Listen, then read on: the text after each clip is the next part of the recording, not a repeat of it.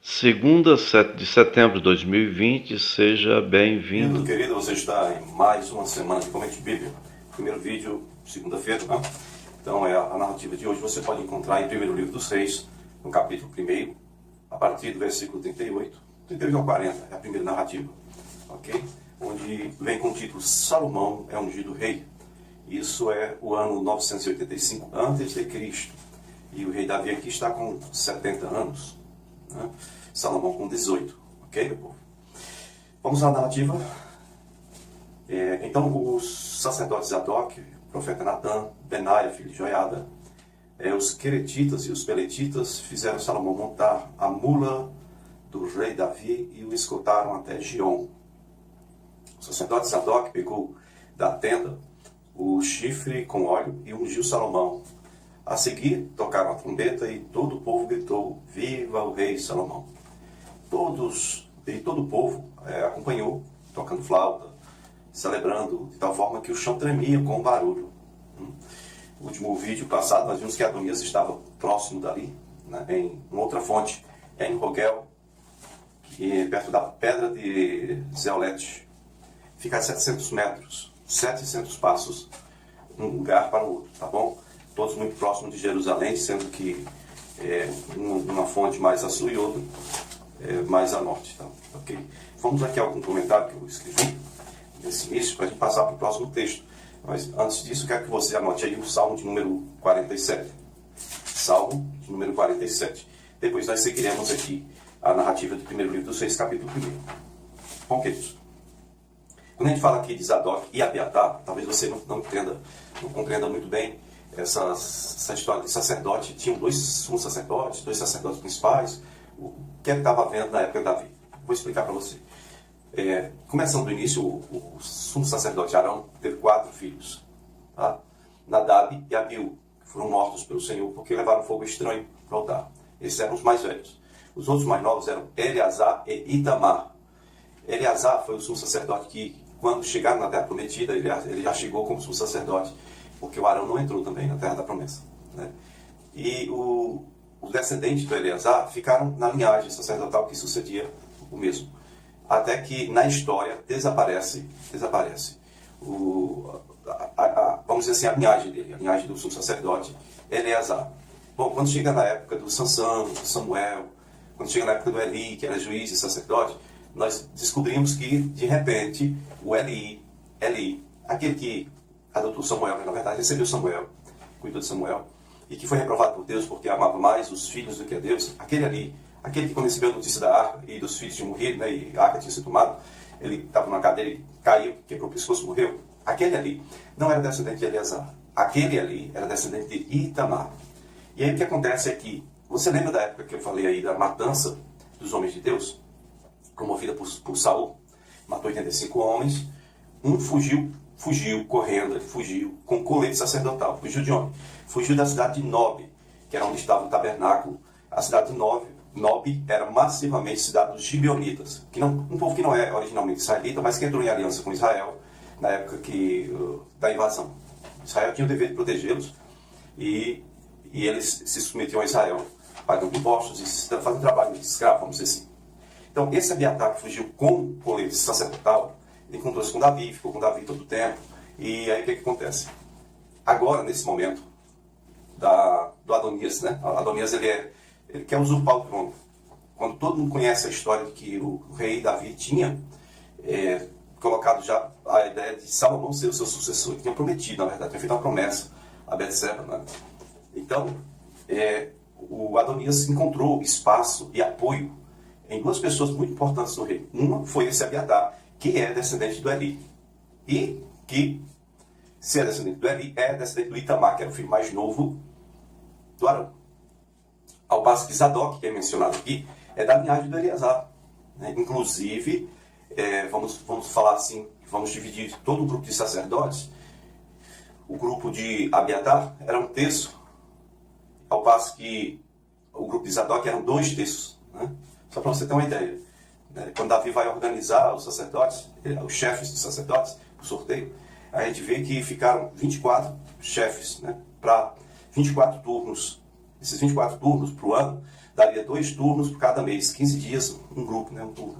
Mas o que acontece é que foram 16 líderes do Zadok, que é descendente do Eliezer, ao passo que só foram 8 sacerdotes líderes do grupo do Abiatar. Esse Abiatar é um dos caras importantes que o usurpador aqui, em quem o usurpador achou um lugarzinho, tá bom? Adonias. O outro foi o Joabe, filho de Zeruia, irmão de Davi, irmão de Absai. Ele era irmão de Absai, e irmão daquele falecido, morto pelo Abner, o Azael. Tá ok? Só para você entender. Então, estamos falando de 2 linhagens, e mais para frente nós vamos voltar a falar sobre isso. Por isso é que eu resolvi esclarecer logo esse ponto, para você ficar ciente de tudo. Bom, outro ponto que é muito bom a gente salientar, mencionar aqui para você, é que os homens, quando vão falar de narrativa bíblica, quando vão falar de fazer filmes, produzir alguma coisa da Bíblia, eles tentam embelezar, eles tentam optimizar, eles tentam dar uma melhorada. Isso acaba tirando daquilo que é original, seja da cultura, da religião ou da geografia até bíblica. Eles acabam tirando aquilo que é originalmente da história. Por exemplo, aqui fala que Davi tinha mandado que fizesse montar Salomão em sua mula. Repetindo, mula. Em Israel é muito comum o uso de mula. O rei Saul, quando foi escolhido para ser rei, ele estava procurando as mulas extraviadas do seu pai. Mulas e mulos é o que a gente chama aqui de será de burro e burra. É aquele que fica no meio entre o cavalo e o jumento. É o cruzamento de um jumento com uma égua. Né? Acho que nasce um burro, uma burra, né? Uma mula, um mulo. No entanto, esses aí eles são estéreis. Tem que ser produzido entre 2 outras raças. Eles não conseguem produzir, parece que não. Né? Aí o que acontece é que, quando a gente vai ver os filmes, a gente só vê os reis, os monarcas, sentados em cavalos brancos, etc, etc. Não tem nada disso aqui. Nós estamos falando de dois tipos de transporte. O mais comum, o principal, jumento, que é pequenininho, jumento, marronzinho, pretinho. Jumento é o principal. E, para o pessoal mais importante, é o mulo, que junta as características do jumento, ou seja, tem a resistência de um jumento, e não é tão pequeno quanto um jumento. O cavalo é maior. O cavalo, o jumento. Ok? Então, para você entender aí, para não ficar achando que a Bíblia ela faz alguma coisa ou fala alguma coisa errada. São os homens que fazem essa mudança. Como eu citei há pouco tempo, os reis costumavam ir a lugares importantes para a proclamação de um novo rei. O Adonias foi para En-Rogel, que é uma fonte, e ao passo que o Davi, quando ficou sabendo, né, por boca de Natã e por boca de Betseba, mandou que ungisse Salomão como rei na fonte de Gion. Então vamos falar sobre Gion. Fica a 3 quilômetros de Jerusalém. E, como eu disse, Adonias estava a 700 metros, né, mais a sul, 700 metros, as duas ficam mais ou menos a 3 quilômetros de Jerusalém. E o mesmo local é onde Jonatas e Aimás, os 2 filhos dos sumos sacerdotes, ou dos sacerdotes Abiatar e Zadok, né?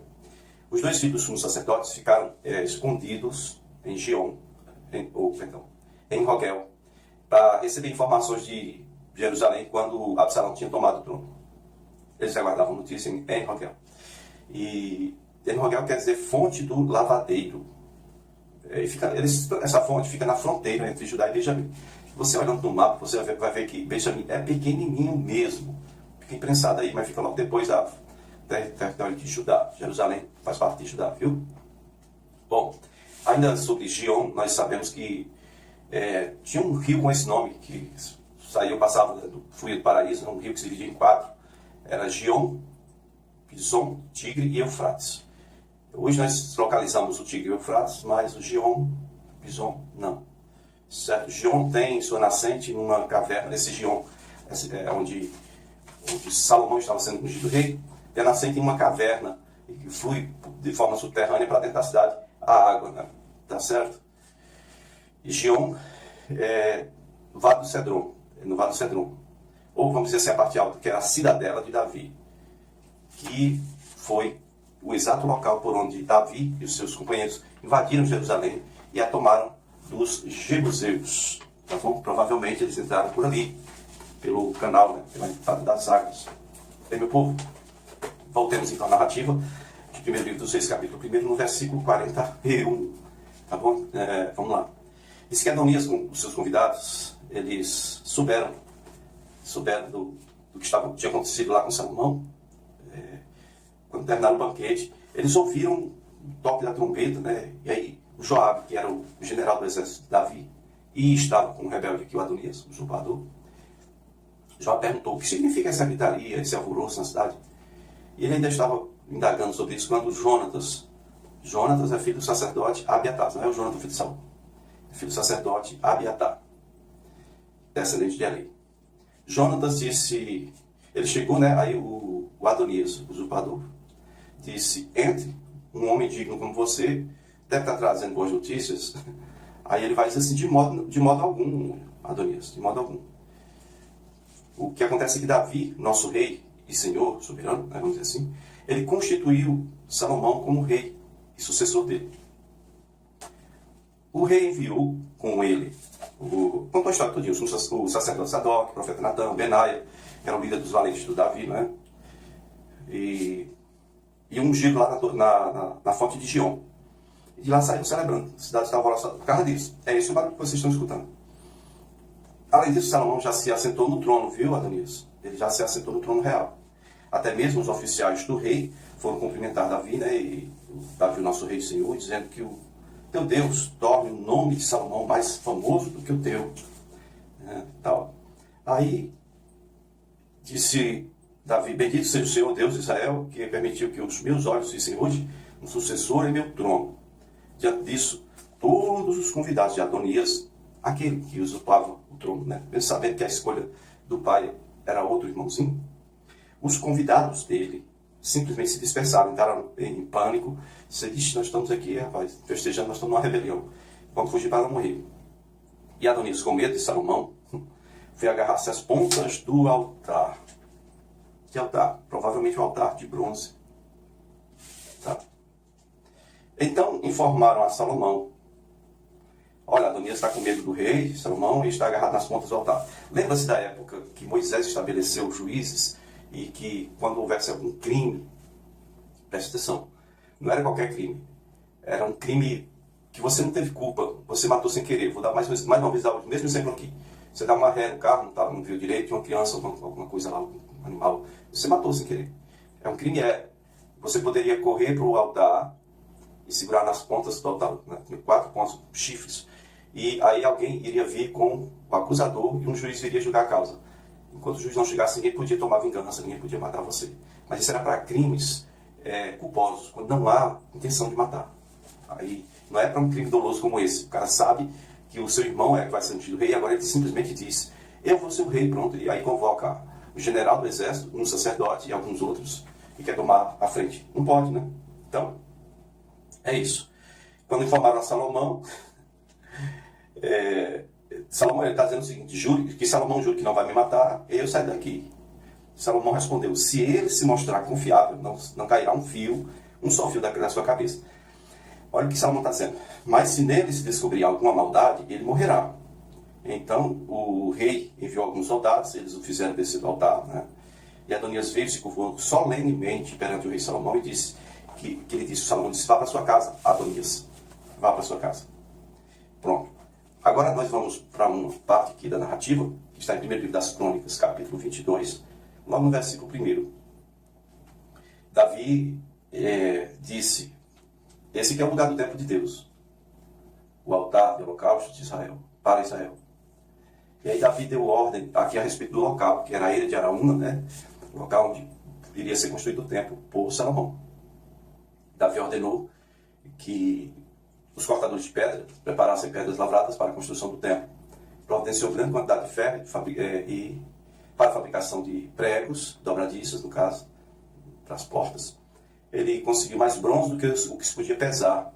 Providenciou mais toras de cedro do que o que se podia contar, através dos sidônios, né? E os tírios, Tiro e Sidom. Eles tinham trazido lá para Davi. Davi pensava: meu filho Salomão é jovem e inexperiente, então vou deixar tudo preparado para a construção. Tá certo? Isso está em 1º livro das Crônicas 22, do 1 ao, deixa-me ver, ao 5. Bem, meu povo. E aí, as instruções de Davi para Salomão, né? As instruções de Davi. Ele mandou chamar Salomão, e aí ele explica que ele que queria construir o templo, mas Deus disse que isso seria para Salomão ser o construtor, e não ele, porque ele tinha derramado sangue em guerra. Versículo 9 é isso, 1 Crônicas 22, 9. 1 Crônicas 22, 9. Ele está explicando para Salomão que Deus disse: não, você vai ter um filho, esse filho seu vai ser como filho para mim, ele vai construir o templo. Versículo 10, ele vai construir o templo.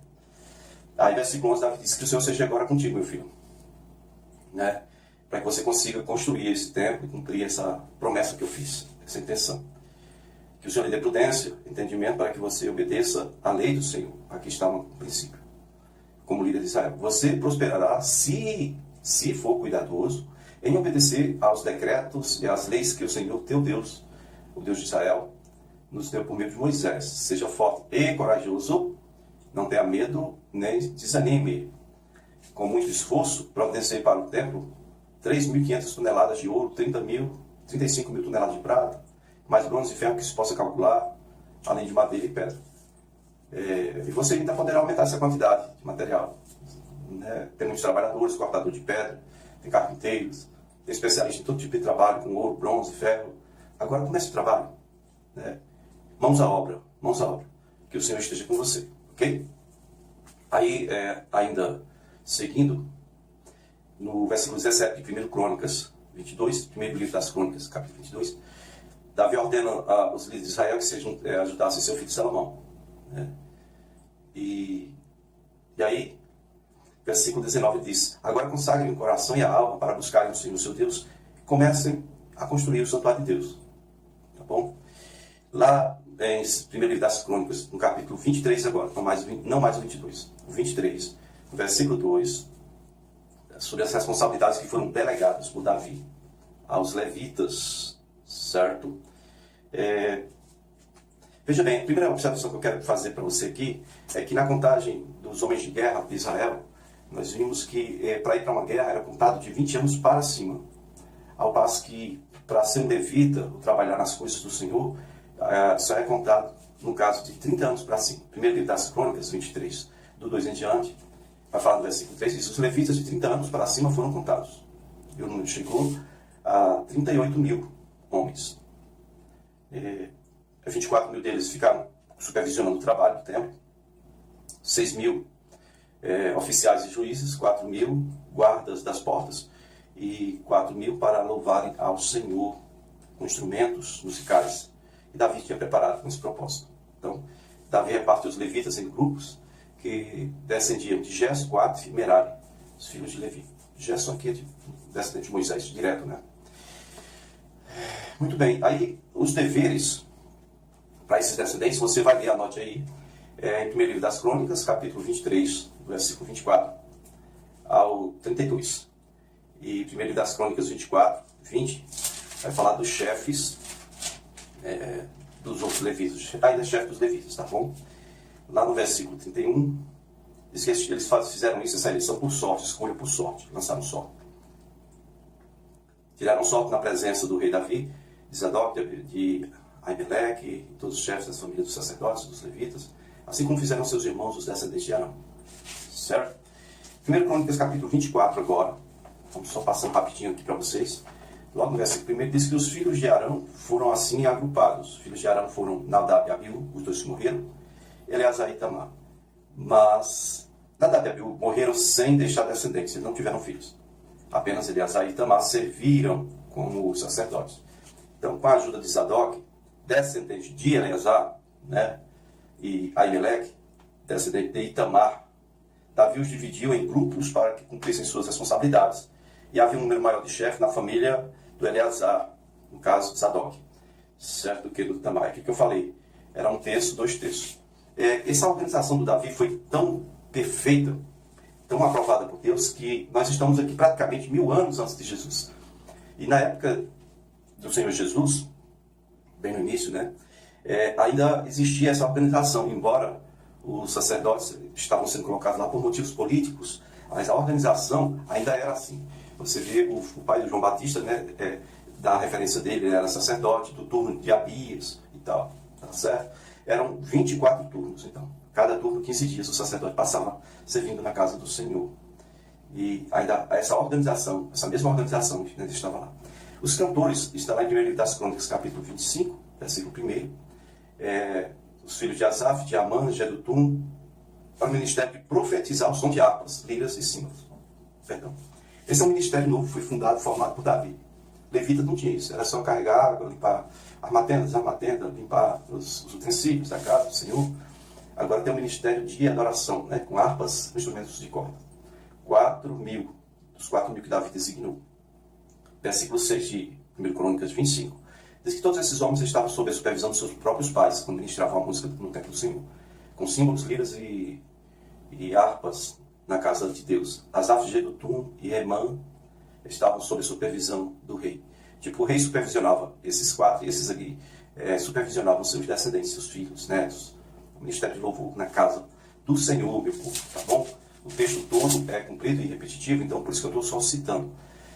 Davi, ele considerava o templo já formado. Se ele não considerasse que o templo iria ser formado, ele não teria feito isso, organizando cada um no seu lugar, e aí o pessoal já ficava na tenda de Davi em treinamento.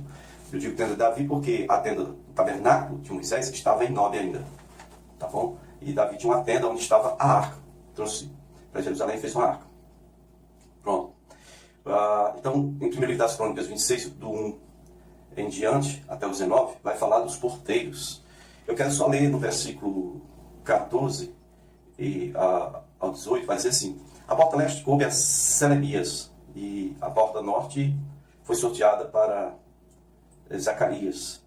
A porta sul foi sorteada para Obed-Edom. Lembra do Obed-Edom? Foi o cara que hospedou por 3 meses, não sei, alguns meses, 3 meses, a Arca da Aliança, né? A Arca do Senhor ficou na casa dele, e o Senhor prosperou a sua família. Certo? A oeste, na porta, ficou para Supim e Oza, né? A porta de cima e a de baixo. Porque diz aqui, ó, a sorte da, versículo 16, a sorte da porta oeste, Seleque na rua de cima e Supim e Oza, né? Bom, eu não sei muito bem a referência desses homens, mas é isso aí. E havia 6 levitas por dia no leste, 4 no norte, 4 no sul, e 4 na rua dos próprios pátios. Pronto. Tesoureiros. Os tesoureiros eram os Gersonitas, descendentes de Ledã. Você vai ver em 1 Crônicas, capítulo 26, do versículo 20 ao 24, fala de Gersonitas, descendentes de Ledã, que não tem nada a ver com outro Gerson, né? No versículo 21 vai dizer que os Gersonitas, descendentes de Ledã, eram tesouraria. O outro Gerson, versículo 24, vai dizer Subel, descendente de Gerson, filho de Moisés. Então existem 2 tipos de Gersonitas aqui. Existem muitos nomes repetitivos. As opções eram poucas e os filhos pegavam os nomes dos pais, né? Tanto é que quando nasceu João Batista, ficaram questionando por que Zacarias ia colocar o nome de João Batista, não tem nada a ver com o nome dele. Mas por ordem do Senhor ele escreveu na tabuinha. Ele se chamará João. Ok? Bom, meu povo, é isso aí. Que o Senhor vos abençoe e vos guarde. Quarta-feira, se o Senhor nos abençoar, até mais.